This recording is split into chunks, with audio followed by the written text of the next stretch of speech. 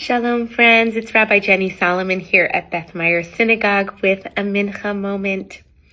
In addition to Thanksgiving, which I know is top of mind and perhaps top of heart for many of us, with all the feelings that might entail for us about observing that particular holiday, I wanted to share a little Torah from this week's Torah portion. So Yaakov, Jacob, our forefather, leaves Beersheba. The opening line of the Torah portion is Vayetzei, Yaakov mi Beersheba. He leaves Beersheba and he heads towards Haran, another location. This Torah portion is perhaps most famous for Jacob's dream, but I want to suggest that this opening piece, that he leaves Beersheba, actually has some wisdom in and of itself, just this short phrase. And after all, it's a fairly arbitrary detail. The Torah, we could imagine, might not necessarily need to let us know that Yaakov left Beersheba and was headed towards Haran. But the Midrash in Breshit Rabbah suggests that when a great person leaves a particular place, that place is never the same. And I take this to mean two things. First, it's never the same because they have left their soul print, their beautiful impact on that place. So it's never the same because of the gift of their presence. And it is never the same because when somebody leaves a place or this world, in some ways, the world or that place is diminished by virtue of their absence. And I learned a beautiful iyun tefillah, beautiful little commentary on prayer last week. First, in the name of my teacher, Rabbi Sheila Peltz-Weinberg, through the chain of tradition, Rabbi Jordan Ben Dada Pell, who suggested that, when we say Kaddish, when we say the mourner's Kaddish in particular, the Kaddish prayer doesn't actually mention death at all.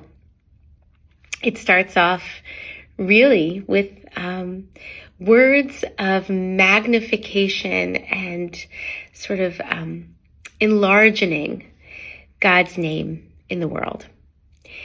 And Sheila, through Jordan's teaching, as it came to me, is that when we lose somebody that we love, there is an inclination, a sort of tendency for us to withdraw and to get smaller. And part of the proclamation of the Kaddish, when we stand and remember day after day, week after week, especially during that period of mourning of Avelut, perhaps each year upon the anniversary of the death of our loved ones, we proclaim God's name getting bigger and greater as, I think, not only comfort, but perhaps as a sort of charge to ourselves to continue growing, to continuing to make the memory of our loved one and their particular selam, their image of the divine, their light, their soul print, bigger. And so too ourselves. It is natural to feel that when we bury someone and they're no longer in the world of the living, to feel that we bury a part of ourselves with them too. But the Kaddish prayer, perhaps in saying Yitgadal veYitkadash, that God's name be greater and more magnified, kind of might serve to draw us out.